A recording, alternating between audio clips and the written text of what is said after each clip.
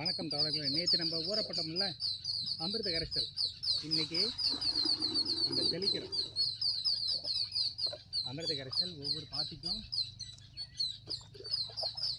தண்ணியில் கலந்துட்டு தெளிக்கும் போதே ஆத்ம திருப்தியாக இருக்குது. வாசம் அப்படி இருக்குது. பூமி நல்லா பொழப்பொழப்பு தன்மையோடு இருக்கும்.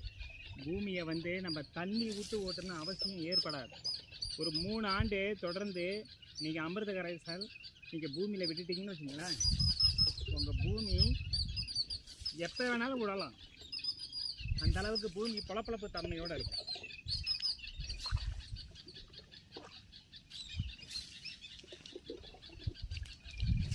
நல்ல ஒரு